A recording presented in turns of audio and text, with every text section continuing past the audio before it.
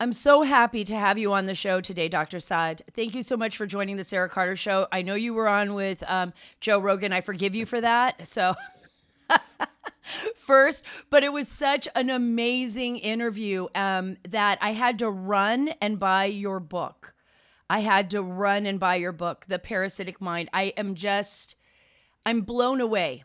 And I'm going to let you talk in just 1 second because I got to get this off my chest.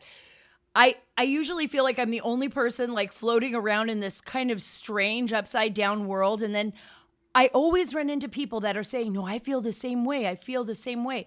And here we have a book, folks. You've got to get this book that actually brings sanity back and makes me feel centered again and makes me understand that what I'm feeling is not wrong. So thank you Oh, for that. thank you so Thank you much so for much those for being on the show. words, and I'm so excited to be here with you. We recently connected on Twitter. It was long overdue that we connected, so I'm so excited to be here. I know. Yeah, I know. I feel like it's so funny because it's a different world we live in. We live in such a global world, and I'm going to talk a little bit about that because I think your book goes right into that aspect of like our communication, right, on a global level. And of course, all of the craziness that goes with that. But I almost feel like I know you. I started reading your book. You grew up in Lebanon. I grew up. I left to Saudi Arabia when I was 5.5, 6 years old with my father. He worked for Lockheed Martin. My mother was a Cuban immigrant. And I spent 8 years of my life in the kingdom of Saudi Arabia and traveling throughout the Middle East and, Wow. different parts of Africa and Europe. Yeah. So when I'm reading your book and you're talking about, the Paris of the Middle East, Lebanon, Beirut, it was the Paris of the Middle East. Beautiful. I remember landing there with my father and going into Beirut. And I remember, just how amazing like that time period was. Now, for me, it was, later on in the 70s and, and into the 80s, but it was such an incredibly diverse place with so much history. Tell me a little bit about that because that did formulate who you are Right. today. I mean, growing up in the Middle East and all the experiences that you So had. by the way, before I answer your question, do you speak Arabic? Khalas, no, Oh, I wish I could say shukran, kif that's halik, good. throw out my little words right here and there. Boosie Okay. boosie, like Yeah. my, I remember that, but I don't, but I, no, I wish I Right. could. I wish I could speak Arabic. And I'll go into that a little bit, but I definitely missed out on that part, Right. but So yeah. So to answer your question, go I ahead with I your, grew up in Lebanon. I was born there. Lived there the first 11 years of my life. We were part of the last group of Lebanese Jews who had steadfastly refused to leave Lebanon. In the Middle East, it's all nice until it isn't, right? So it's everybody's living together and in harmony that's right. until you need to put on the running shoes and run real fast because they're going to decapitate you. So we were part of the last group that, we were well entrenched within Lebanese society. My parents were well known.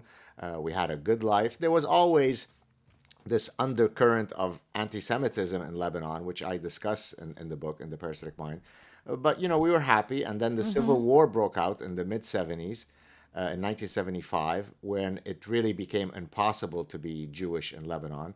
And so we were there the first year of the Civil War, and then luckily were able to emigrate to Canada. My parents, after we came to Canada, kept going back to Lebanon because we still had some business interests. And on one of their return trips to Beirut, they were in 1980, they were kidnapped by Fatah. Some really bad stuff happened to them, but luckily they hadn't been executed. We were able to get them, out. I say we, I had nothing to do with it. I was a 15-year-old kid who knew nothing about what was going on. I only found out what happened to them after they were freed, actually. And so since 1980, no one from my family has returned to Lebanon. Although I long for a day when I can take back my children there, even though I went through some really horrifying childhood trauma. It is still my homeland.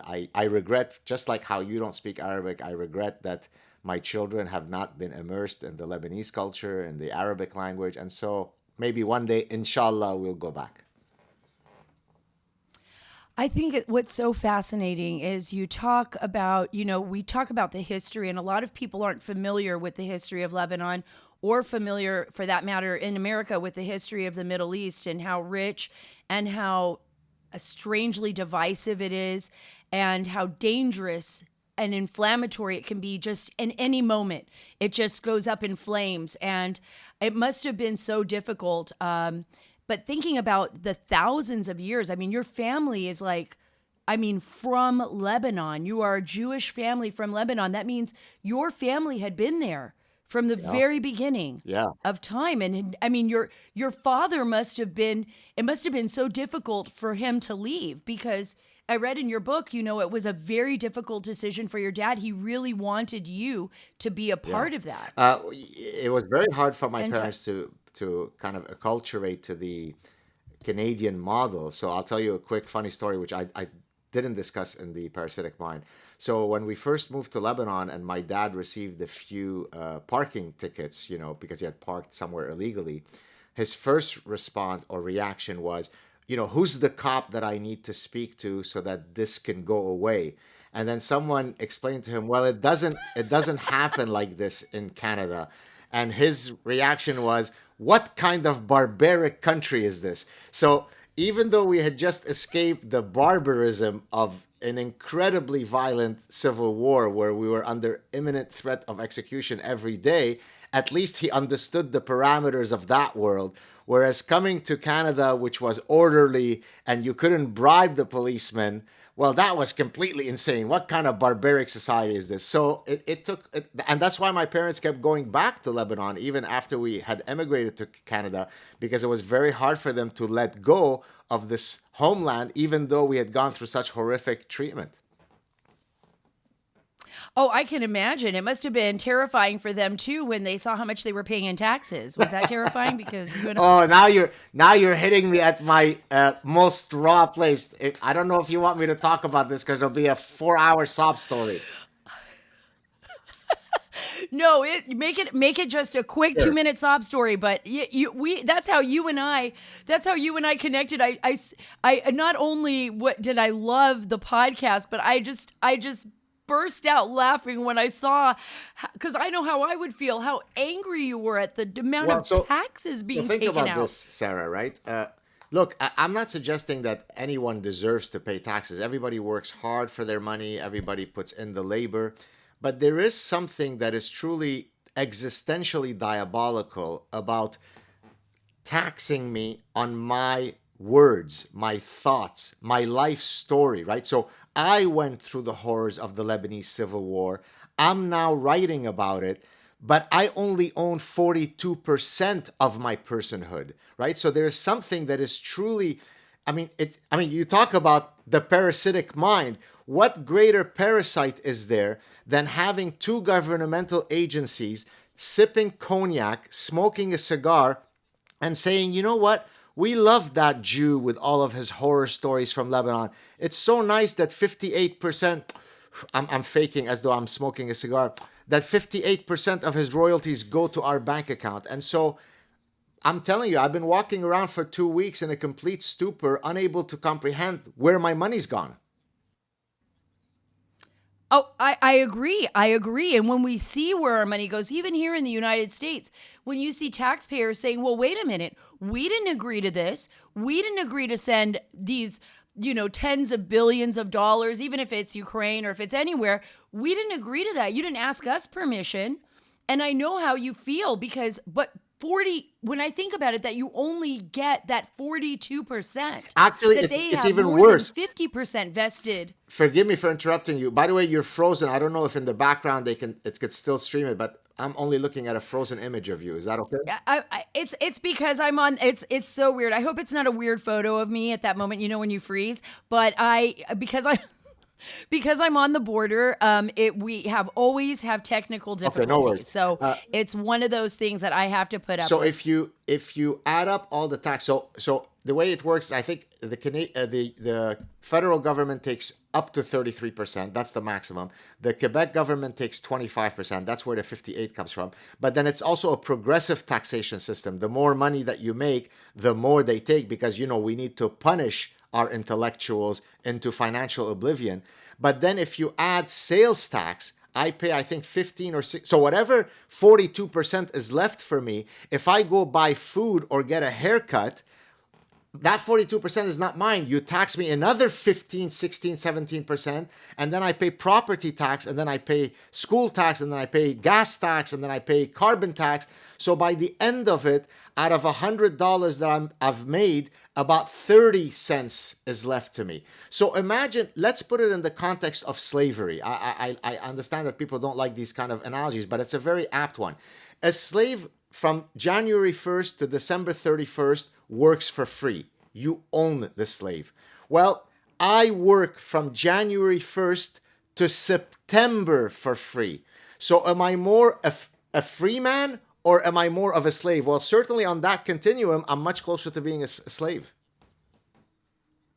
Absolutely. And I love the way you put it because it's true. Because if you think about the amount of taxes that you're spending, that you're giving up on your hard work, and that the government has the access and the right to that, they say, then of course you are working for free. You are working for free, Dr. Saad. Exactly right. So let me ask you this with your um, let's look at the book, The Parasitic Mind, because you do touch on these issues like of the government and the narratives. And right now, Elon Musk, I'm sure you're watching what's going on with Twitter and how he's being targeted. We saw how Rogan was targeted. We see how I've been targeted. For having either common sense or for speaking against the narrative. It appears that even the United States government believes that it is better apt at disseminating information and gauging whether that information is actually accurate or inaccurate than the normal person, than the regular citizen. It appears that our governments now believe that they are smarter than us, that they can toy with us, that we're supposed to be buying their information, no matter how ridiculous that information is. Even if we decide to question it, we get punished for it. What is going on here? So let's link it to the parasitic mind. So in the book, I basically argue that in the same way that people can be infected with all sorts of pathogens, whether it be viruses or bacteria or parasites, humans can also be infected with a class of brain worms or idea pathogens that parasitize our ability to think, right? So, and let me draw here a biological analogy. So, if you take something called Toxoplasma gondii, it's a brain worm. It's an actual physical parasite that when it infects the brains of mice, they lose their innate fear of cats and they actually become sexually attracted to the cat's urine, which is not a very good attraction to hold if you're a mouse. Now, why is that happening? It's because the parasite doesn't care about the host's interest. It cares about its own reproductive interest, and therefore it is parasitizing the neuronal circuitry of its host to its service. And so I use that model, hence the parasitic mind. I use this model to argue that over the past 40 or 50 years, we've had a spawning of these idea pathogens in universities. So it all starts first in the universities because, as Orwell aptly said many years ago, it takes intellectuals to come up with some of the dumbest ideas. I'm paraphrasing. And so these ideas are originally spawned on university campuses, but contrary to what many of my detractors were saying when they would say, well, Dr. Saad, you're being hyperbolic. Who cares if some of these stupid ideas are in some humanities department in some ivory tower? And I would remind them, maybe prophetically, that these ideas eventually break out of the lab, right? Like they start off in the ivory tower, but then they become our prime minister, right? So in Canada, our prime minister is a walking manifestation of every imbecilic, parasitic idea that you could imagine was spawned on the university campus. Postmodernism, cultural relativism, identity politics, biophobia, the fear of using biology to explain human behavior, militant feminism, social constructivism. So each of these idea pathogens is a departure from reality, none of which can bring down our edifices of reason. But once you put them all together, you end up with what you described about your own condition, which is you can't recognize reality anymore. You don't know what's up, what's down, what's left, what's right. So the book basically is about explaining these idea pathogens, but then offering a vaccine, an inoculation against these disordered forms of thinking. Could it be? And by the way, I agree. Prime Minister Trudeau, I think he went to the same, whatever specific class that indoctrinated him. I think it was the same one that we're seeing now in the Biden White House. We're having this exact same problem here in the United States. I mean, it was so crazy when I saw they were going to create a Ministry of Truth, a governance board for information here in the United States. I think there were some people that just said, what's going on here? And then having the woman that was singing on Twitter, and I don't even want to go into her right now, but having her be the head of it really showed me that we were being abused mentally. Like they were mentally abusing the public, right? Gaslighting us, telling us that you can't possibly make your own decisions, that we have to have this imbecile running a governance board to tell you how to think, to tell you what to think. It's almost as if you talk about Orwellian, the memory hole, right? Yep. Or, dropping everything into a well, right? Take reality, throw it in there. Do you think we are being abused mentally by these people? I mean, we are really, I feel it every single day. One of the great things about the West, and it often takes immigrants such as myself who've tasted the buffet of other possible societies to remind the Westerners not to take for granted what you have here, right? So if you have a long view of history, much of history has been quite similar in that there is some anointed class. It's a king, it's a feudal lord, it's an emperor who knows more than you, who's appointed by God or the gods, who says, I hold dominion over you. And much of human history has been of that form. And then a miracle happened. That miracle was called the West. And we had a few ideas, foundational values, that created this anomalous little bleep in history where we had true individual dignity, true freedom of speech, true freedom of conscience. And what we're seeing now is reverting back to the default value, right? So there was a couple of hundred periods where we had this great experiment. You can call it the United States, or more generally, we can call it the West. And now all of those basal instincts of having an anointed class that can adjudicate what is true or not is now back, de rigueur, we say in French, is back in full force, right? And that's why I kept warning people when I was seeing it in academia, because as I said, the disease always starts, these ideological diseases always are spawned in academia. And I was standing on top of the mountain screaming to people, this is going to happen. This is going to come. And I'm not saying it to be gleeful that I was a prophet, but it's because I could see right?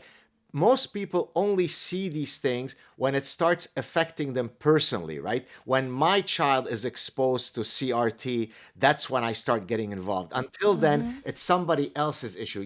Gad Saad can go on Joe Rogan, but it doesn't affect me. Well, guess what? It's going to affect you down the line. And so this ministry of truth, I regret to say, is what we've had throughout all of history. Look, in Islam, if you are not a believer, you're a kafir, you're a non-believer. And if you say anything against Islam, you are spreading fitna. Fitna means you're spreading mischief, right? So we need to decapitate your head because this creates social cohesion. Under Marxism, if you propose a genetic theory that is scientifically true, but contrary to the Marxist ideology, we have to send you to a gulag or a re-education camp or a psychiatric institute. So the reflex of Biden to set up a ministry of truth is not something novel. It's actually part of what is to be expected in the human repertoire. And regrettably, we had this small window in history where we were free, and I think now we're returning to being shackled. That's where I wanted to ask you, because this is what terrifies me. Freedom should be the one thing that every young person, that every human being wants to fight for, right? It is the one thing that we are endowed with in a sense of like we can understand that. I don't know if that's philosophically, if it's something not really tangible, but we understand that being free, being able to express ourselves, being able to defend our family, those are essential human rights. At least we believed that. Why do you think it has been so easy for professors, for Marxists, for Islamists, and I mean, extreme Christians or anyone to be able to manipulate large groups of people? I guess this is a question been asked since the beginning of time. You wonder why people took the Kool-Aid at Jim Jones in Guyana, right? That he asked them to take. But why are people so ready to give up their freedom and to be like a part of have someone direct them than the other way around? Why are we so susceptible? And some Yeah, of us great aren't. question. So it depends on which ideological movement we're talking about. So let's focus first. We could do the Islam part after if you'd like, but let's do, why is it so alluring for people to be intoxicated by all of the idea pathogens that I discussed in the Parasitic Mind? Okay, so let's start with that. Each of those idea pathogens shares one thing in common. They start off with some noble objective, which then it metamorphosizes into nonsense in the pursuit of that noble goal. So, example, equity feminism is a great idea. We can both call ourselves equity feminists. We don't believe that there should be institutionalized reasons why women should be treated differently under the law, and therefore both you and I are equity feminists. Militant feminism then says, well, in the desire to eradicate the patriarchal status quo, let's promulgate the idea that there are no biological differences between the sexes. It's only due to social construction, because then that will make it easier for us to eradicate the sexist patriarchal status quo. So in the service of what originally seemed like a noble goal, I will murder truth. I will rape truth in the service of that goal. This is what is called consequentialism, right? So let me compare now two ethical systems. Consequentialism is, for example, if I say it's okay to lie if I'm trying to spare someone's feelings. So if my spouse asks me, do I look fat in those jeans? And if I want to be married for a long time, then I will lie and say, of course not, sweetie. You look gorgeous. I've never seen you look better. So I engaged in a fib, She's but listening. she because of a greater She's consequentialist listening. goal, right? But Right. deontological ethics is absolute truth. Deontological would be it is never okay to lie. Now, for most things, most of us are consequentialists because we always have to weigh. So for example, if you were under Nazi Germany and someone came to you and said, are there Jews hidden here? You might want to lie to save the people that you're hiding. But when it Right. comes to the truth, you should always be deontological, meaning that you never abdicate a millimeter of the truth in the service of a consequence, right? So, for example, I'm not going to say there are no innate sex differences between men and women when clearly there are, simply because I'm trying to eradicate the patriarchal status quo. So therein lies the problem. Each of those idea pathogens are alluring to people because they want to feel as though they're compassionate, they're empathetic, right? I want to support transgender rights. Why don't you want to support transgender rights? Well, okay, I'm also for transgender rights, but I also don't think that boys too can menstruate. So I can chew gum and walk at the same time. I could be socially liberal in supporting transgender rights without saying that boys too can menstruate. But you can't do that now. You can't But do now that you now. can't do that because if I say boys can't menstruate or have babies, all of a sudden I am banned on Twitter or I violated Facebook standards because I said a man can't have a baby. Well, a man cannot have a baby. Even if the person thinks they're a man and grows a beard and a mustache and gets pregnant, they still have to have a uterus. There's no way. I don't think have you ever met a man who could have a baby? I've never met a Well, man who I could don't have a know. baby. Maybe if some of your listeners who've heard me mention this on other shows, forgive the repetition. I might have even mentioned it on the latest Joe Rogan show, and I do discuss in the Parasitic Mind. In 2002, I went out with a former doctoral student of mine for dinner because he had just defended his doctoral dissertation. and we were going out to dinner, myself, him, my wife, and his date for the evening. And so prior to going out for the evening, he called me to kind of give me a heads up and said, "Look, the lady that I'm bringing for the dinner date tonight, she's a graduate student in postmodernism, uh, uh, women's studies, and cultural anthropology." To which I answered, "Ah, okay, so the holy trinity of Ooh. bullshit." Uh, and so, but then of course I understood what he was saying. He wanted me to be on my best behavior. I said, "Oh, I got you. We're gonna have a great night. Don't worry. I'm gonna be cool." Which of course was a complete total lie. So about halfway through the evening, I turned to the lady in question. I'm gonna come to the pregnant men in a second. Uh, I turned to the lady in question. I said, "Oh, I hear you're a student of postmodernism. So there are no universal truths, right? Of course, other than the one universal truth that there are no universal truths." She says, "Yes, no universal truth." I said, "Well, I'm an evolutionary psychologist, so I do think that there are human universals. Do you mind if I take a shot at proposing a universal and you could tell me how I'm wrong?" She goes, "Yeah, go for it." I said, "Is it not?" This is 2002, Sarah. So talk about prophetic.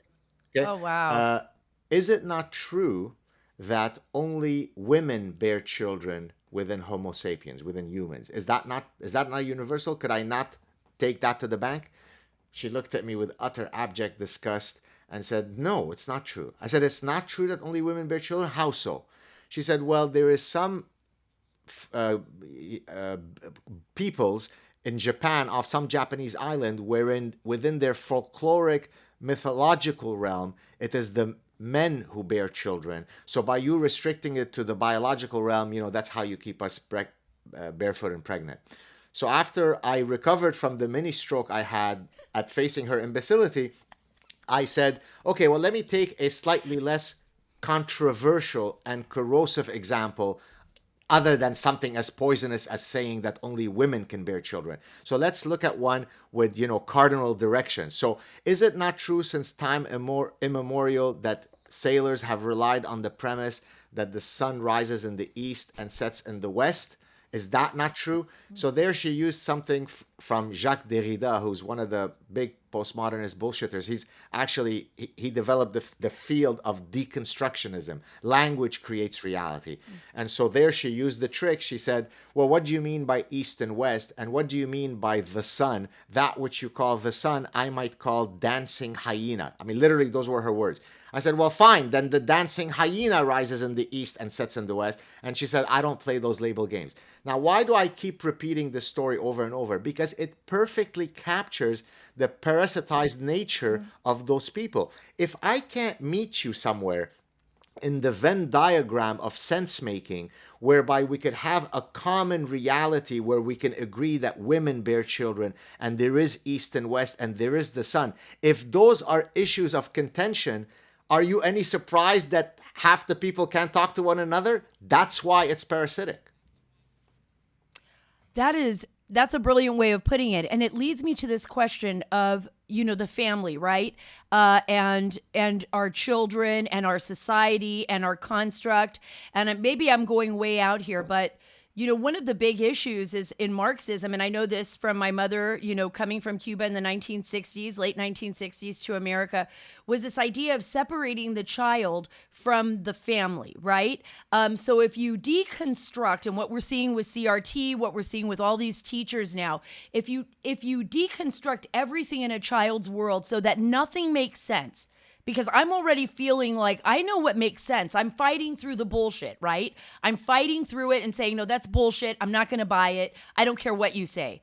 But if you have a child and you mold them 8 hours a day in the school system, parents really don't know what's going on, they're working, eventually you're going to have somebody who thinks antithetically to the way the parents probably think and the way the society is constructed, right? Is this how they win? Is this the parasite that we now have to fight, that even our own children will, if not caught early on, will turn against Absolutely. us? Let me draw a great analogy from when I lecture in consumer psychology. So in one of my courses, when I'm talking about consumer behavior, I ask the students, what do you think is a moral or ethical or legal framework that can help us adjudicate the following issue? when is it okay to advertise to children? Right? I mean, right? And there are clear laws that vary from country to country, but the general argument, at least from a psychological perspective, is that you should never target a child with advertising content when they don't yet have the cognitive ability to recognize that they are under a persuasive intent, right? So you understand what I mean? So when I know that you are trying to sell me something, then I could organize my thinking that I can build a defense against your persuasive intent. And it turns out, we know this from developmental psychology, below a certain age, children actually are unable to recognize that. So the academic argument is that whatever that age is, let's call it 8 or whatever it is, it varies from country to country, but there is an age where children are now able to recognize that an ad is meant to convince me to do something, buy this or choose that, right? So imagine that we are so careful to not sell chewing gum to children under the age of 10 or cereal, but I can go to a transgender to tell you how to, what all those very personal things that should be left to the discretion of the parents. But I really want to get to the kindergarten kids, like the quote, "Don't say gay" bill in Florida, which had nothing to do with "Don't say gay." I think the reason why the ideologues were upset is exactly because of your question, Sarah, which is, if I really need to make sure that the parasitic garbage is really deeply burrowed within the neurons of your child's brain, I got to get to that brain really early because they don't yet have the armament to argue against it. Now, what would be a solution against this?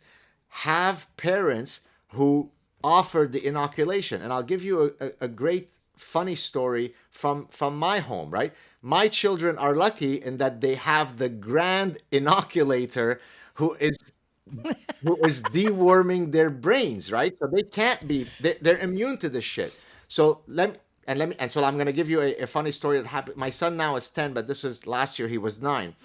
My wife was going with my daughter to do you know what a mud run is? Like it's like a course, it's a race where you go under Yeah, things, like an obstacle an course. obstacle course. Yeah. And he's a kid, he was very, Yeah. but it was only for girls. And so he was very or girls, or I mean women, female. And so he was very frustrated that he couldn't participate. So he looked at me, Daddy, with a twinkle in his eyes.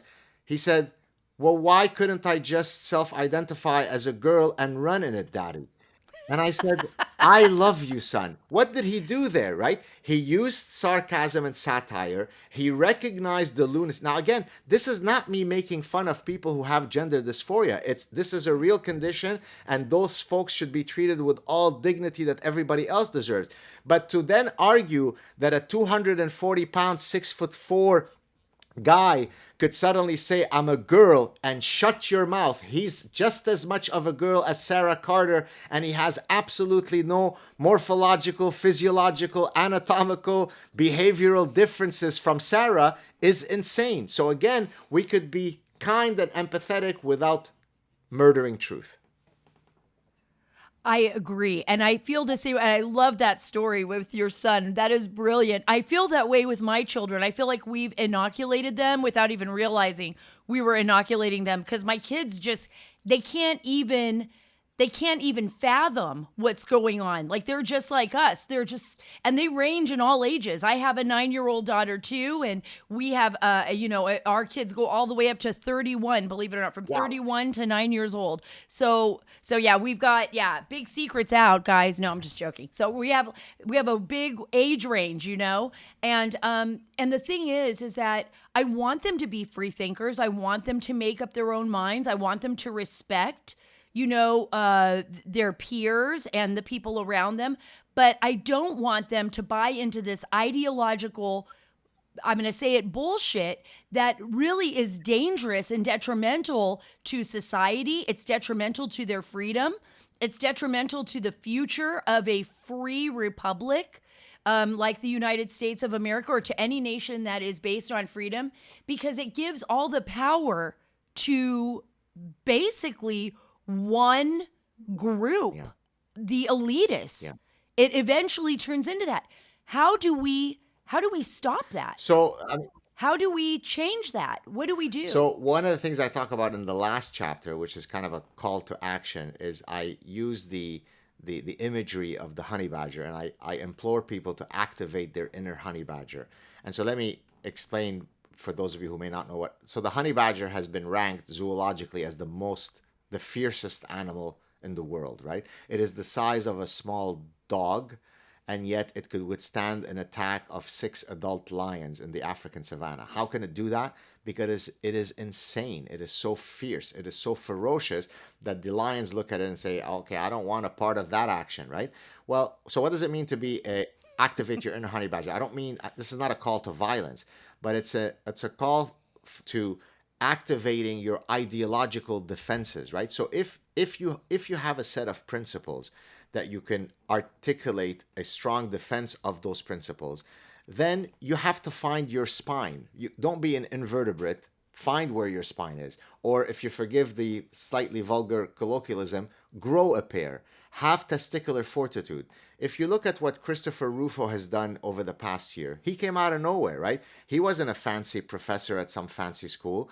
It fell on his lap, this whole CRT stuff. He became the central repository of all things anti-CRT. He activated his inner honey badger, and now look how much he's emboldened parents to go to these school meetings, these board meetings, to voice their opinions. So there's nothing magical about how you redress the situation. You have to get involved. It's kind of like saying there is a band of really bad guys who are coming into our country to steal our resources and kill us.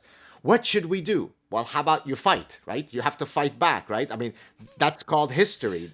History is laden with one group of people wanting what the other group of people have, but the other group of people are not willing to give up their beautiful women or their oil or their resources. So we now are in an ideological battle. There's a bunch of folks who would like to parasitize all of us, including our children, with a set of really dreadful ideas that are anti-enlightenment, anti-freedom, anti-science, anti-reason. And there is no alternative other than you saying, I'm not having it. You can't diffuse the responsibility on Gad Saad because, he has broad shoulders. I will just send him a nice email to remind him what a hero he is. Because here's what happens in every one of those emails, Sarah. Dear Dr. Saad, I love you, and here are the 7 reasons why I love you. Now, here's the ending sentence. This is the one you have to remember. And please, if you decide to read my email on your show, don't mention my name. And so I write back and I say, thank you very much for your kind words, but if you forgive me for saying so, do you not think that the last sentence of your email is exactly why we are in this problem? And usually that jolts them because they're not expecting such honesty from me, right? So it's cowardice, it's apathy, it's diffusing responsibility on others, right? I'm busy preparing for my daughter's wedding today. I've got to pick up the groceries. Let someone else worry about this. Now, people will write to me and say, well, okay, I'd love to participate, but I don't have your platform. But nobody's telling you to have Joe Rogan's platform. We could each affect change within the small sphere of influence that we each have, right?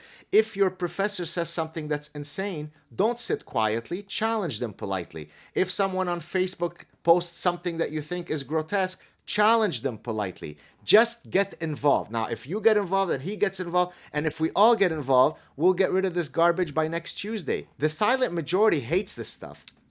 It's not it's I not as though, right? agree It's with not you. as though, the blue-haired Taliban are 99% of university campuses.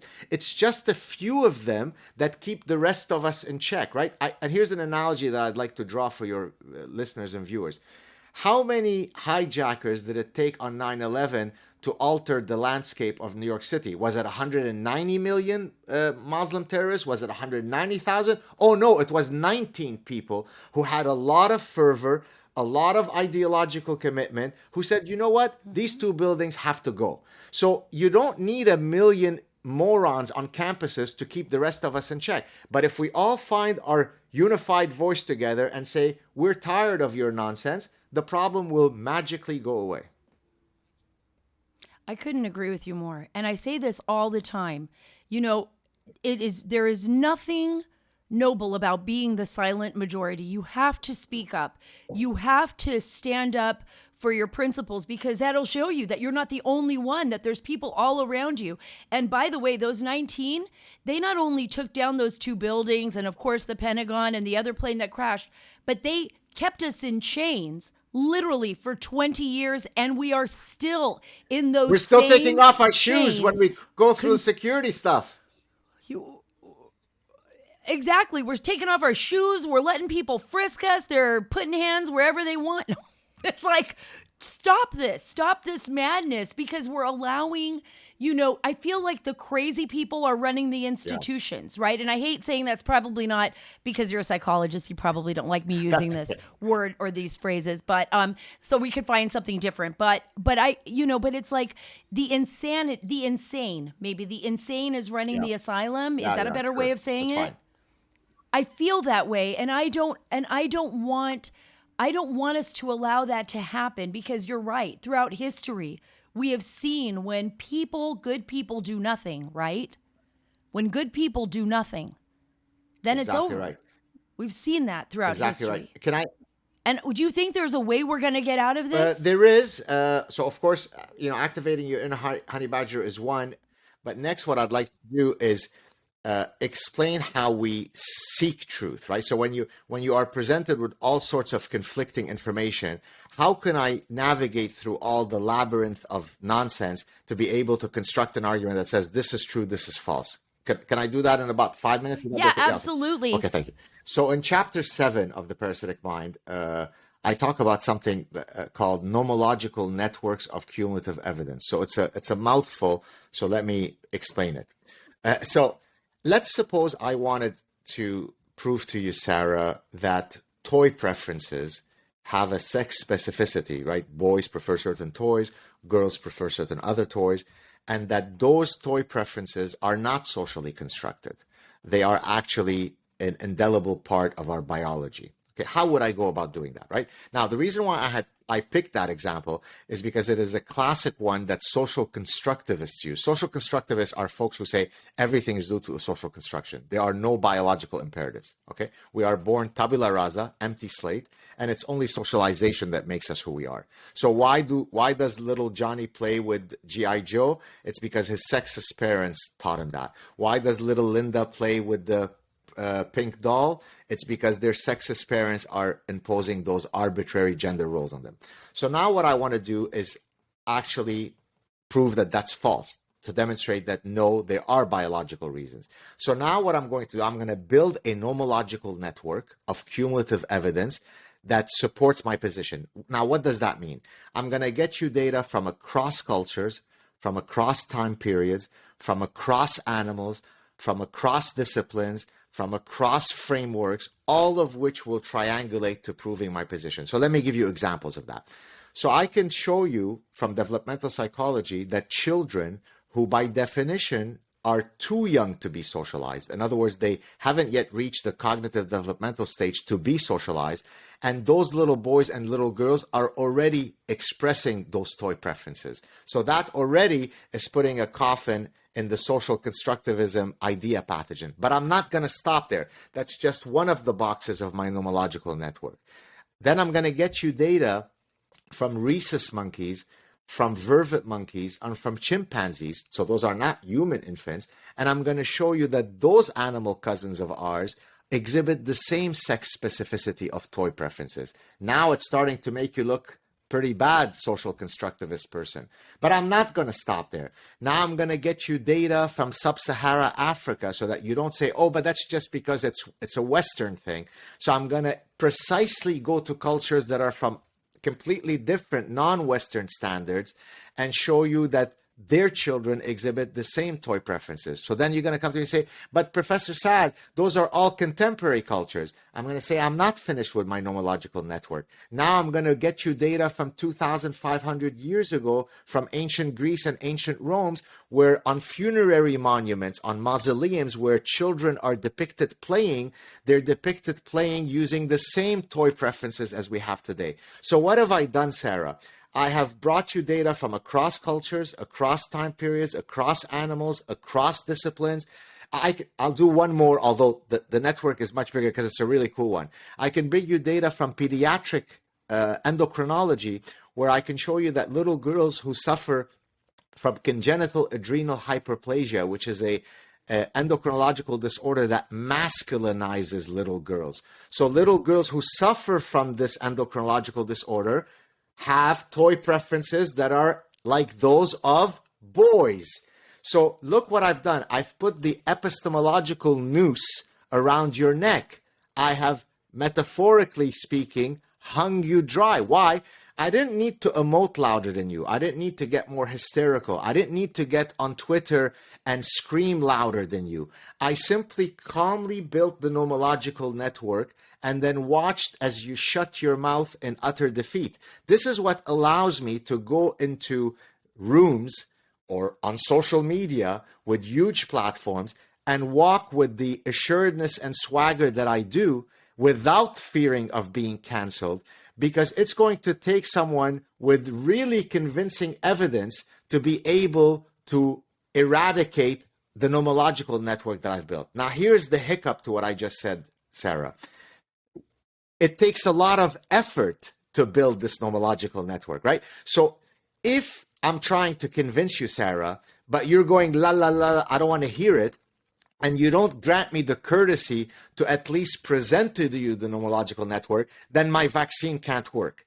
But as long as you are honest enough to meet me somewhere where at least you grant me the courtesy to build you the network, I'm going to drown you in evidence. So I think that people have to have that reflex. They may not be fancy professors, the evolutionary psychologists, but they have to be able to put in the work when they are adjudicating through these issues.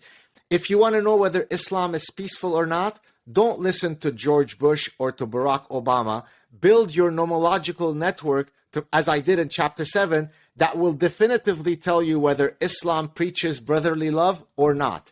And so if we apply that kind of discipline to all of the hot button issues that afflict our society, then we will have much better discourse between us.